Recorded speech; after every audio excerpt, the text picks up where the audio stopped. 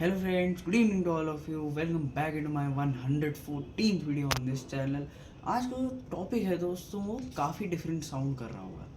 आज का टॉपिक है दोस्तों सोशल रिजेक्शन या सोसाइटल रिजेक्शन. तो बिना देरी करे हुए शुरू कर लेते हैं वीडियो को. पहले हम समझ लेते हैं सोशल या सोसाइटल रिजेक्शन होता क्या है. ये एक ऐसा फिनोमेनन है जो हम कल्चरल स्टडीज़ और भूगोल यानी ज्योग्राफी में स्टडी करते हैं. ये पार्ट है एक्सेसिव अर्बन स्प्रॉल या एक्सेसिव अर्बनाइजेशन का, जहाँ पे सोशल लीवल्स का राइज आपको देखने को बहुत मिलता है. तो हम पहले अंडरस्टैंड कर लेते हैं कि क्या एक्चुअल में होता है ये फिनोमेनन. ये होता है दोस्तों किसी भी एक पर्सन को किसी भी सोशल एक्टिविटी से ज़बरदस्ती एक्सक्लूड करने का जो पूरा प्रोसेस होता है, इसको सोसाइटल रिजेक्शन के का नाम दिया गया है. एंड दोस्तों ये काफ़ी नेगेटिव इम्पैक्ट डालता है, चाहे वो कोई भी कंट्री हो, चाहे वो दुनिया की मोस्ट रिचेस्ट कंट्री हो, चाहे वो लग्जमबर्ग हो, चाहे वो दुनिया की सबसे पुअरेस्ट कंट्री हो, टंजानिया ही क्यों ना हो. तो दोस्तों पहले थोड़ा हम एग्जांपल्स देख लेते हैं कि कहाँ कहाँ आपको सोसाइटल रिजेक्शंस दिख सकते हैं ग्लोबली. फिर मैं आपको इंडिया में कुछ एग्जांपल्स बताऊंगा. तो पहले हम शुरू कर लेते हैं हमारे ग्लोबल एग्जांपल से. पहला है दोस्तों दुनिया की most secretive worst country in the world, जहाँ पे हैप्पीनेस इंडेक्स लिटरली 0.01 है. किम जोंग उन्स टोटलाइटेरियन स्टेट नॉर्थ कोरिया. यहाँ पे दोस्तों अनएफिलिएटेड रीजन्स यानी अथीस्ट लोग जो कि भगवान पर विश्वास नहीं करते हैं, उन लोगों का राज यहाँ पे ज़्यादातर रहता है. एंड क्योंकि ये एक एब्सोल्यूट कम्युनिस्ट मोनार्की है जहाँ पे एक हियरार्की है रूलर्स की, जो कि नॉर्थ कोरिया को बहुत लंबे समय से रूल करते हुए आ रही है. चाहे वो किम जोंग के पापा किम जोंग इल हो, चाहे वो किम जोंग इल के पापा किम इल संग ही क्यों ना हो, जो कि नॉर्थ कोरिया के सुप्रीम लीडर या फिर नॉर्थ कोरिया के फाउंडर ही क्यों ना हो, सब ने यही डेलिबरेट मेथड्स यूज़ करे लोगों को सब्जुगेट और लोगों को सप्रेस करने में. एंड यहाँ पे जो अफिलिएटेड रिलीजन्स यानी थीस्ट लोग, जो थीस्ट लोग होते हैं उनको काफ़ी ज़्यादा मेंटली फिजिकली सप्रेस या सब्जुगेट करा जाता है, क्योंकि ये नॉर्थ कोरियन पॉलिसीज़ का पार्ट नहीं है. दूसरा एग्जाम्पल अपार्थीड. ये दोस्तों एक ऐसा मूवमेंट था जो वाइट्स के द्वारा चलाया गया था साउथ अफ्रीका में, इंपीरियल साउथ अफ्रीका में. जब south Africa was a British colony, तब दोस्तों जोहानिसबर्ग और प्रिटोरिया डर्बन जैसे बहुत इंपॉर्टेंट टाउन्स और सिटीज़ को जब ब्रिटिश ने कॉन्कर करा था, तब इन लोगों ने ब्राउन और ब्लैक्स को वाइट्स के आसपास भी नहीं आने दिया था. इसको हम अनटचेबिलिटी भी कहते हैं. जैसे इंडियन सोसाइटी भी कुछ कास्ट और क्रीड्स में डिवाइडेड है, वैसे ही अफ्रीकन सोसाइटी उस ज़माने में भी कुछ कास्ट क्रीड्स रेसेस रिलीजन्स में डिवाइडेड रहती थी.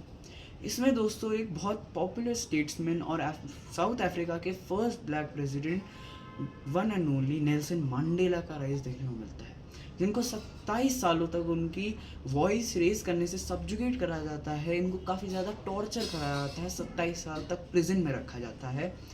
एंड जब ये वापस निकलते हैं, इनको सबसे पहली चीज़ इनके हाथ में क्या दी जाती है? भारत रत्न, जो कि इंडिया का हाईएस्ट सिविलियन ऑनर माना जाता है, जो कि किसी भी फील्ड जैसे कि art, sports, culture, literature, theatre, music etcetera में दिया जाता है. एंड इनको ऐसा क्यों दिया गया?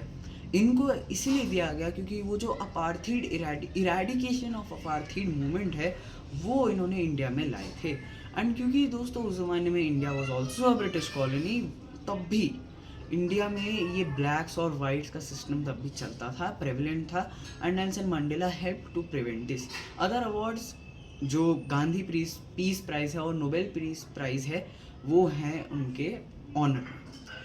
तीसरा एग्जाम्पल कुछ करीबियन रीजन्स, करीबियन आइलैंड्स दोस्तों, वो जो नॉर्थ अमेरिका बगल में आइलैंड्स हैं, वो 13, 14, 15 जितने आइलैंड्स हैं, उनको करीबियन आइलैंड्स का नाम दिया जाता है क्योंकि वो करीबियन सी में सिचुएटेड है. यहाँ पे दोस्तों फोर्स्ड लेबर के साथ साथ आपको इतना ज़्यादा सोशल रिजेक्शन देखने को मिलता है. अगर आप इनकी लैंग्वेज, इनके रिलीजन, इनके जो सोसाइटियल जो नॉर्म्स हैं या बिलीव्स हैं, उनको फॉलो नहीं करते हो, they will exclude you in any possible ways.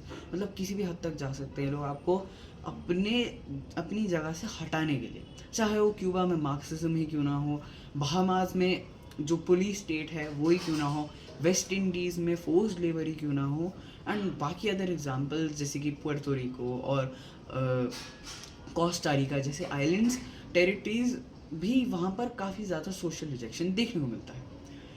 अब हम चलते हैं इंडिया में। इंडिया में दोस्तों सोशल रिजेक्शन आपको भी बहुत देखने को मिलता है। इंडिया के कुछ रीजन जैसे कि यूपी और बिहार वाले रीजन्स में आपको काफ़ी देखने को मिलता है, जहाँ पर जो इलिटरेट लोग हैं, जो बहुत कम लिटरेसी रेट रखने वाले लोग हैं, वो लिटरेट लोगों को, यानी जो पढ़े लिखे एजुकेटेड पर्सन्स होते हैं या पर्सनल होते हैं, उनको काफ़ी एक्सक्लूडेड तरीके से ट्रीट करते हैं। And this can be very very harmful for a person in any ways.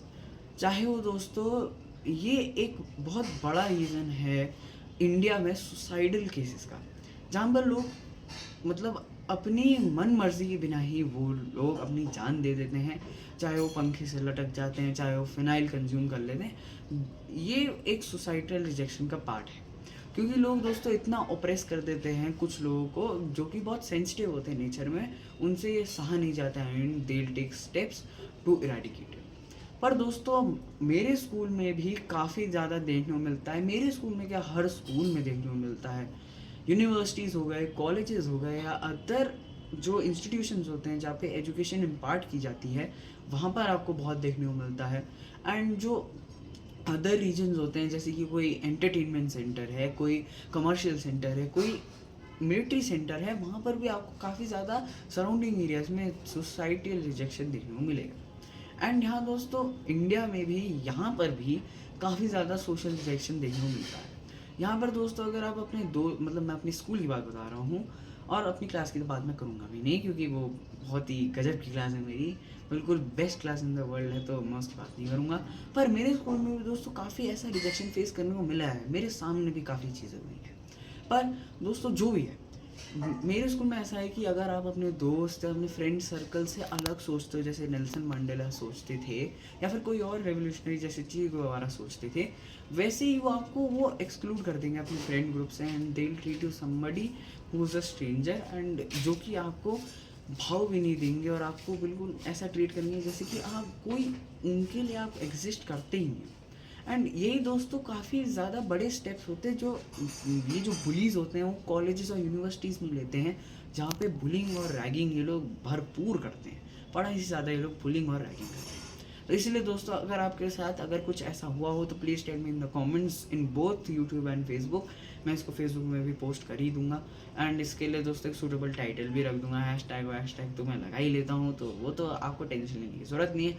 पर जिस चीज़ की आपको टेंशन लेने की ज़रूरत है वो है like, share, subscribe and comment. ये दोस्तों मेरा काम नहीं है, मैं आपके घर नहीं जाऊंगा और ना ही आप मेरे घर आएंगे। इसलिए दोस्तों, please don't forget to do all these. ये हैं यूट्यूब के नॉर्म्स, जो आप फॉलो नहीं करोगे तब भी आपको कोई फाइन वाइन लगेगा नहीं। इसलिए दोस्तों, आज के लिए इतना ही। शब्बा के नमस्कार।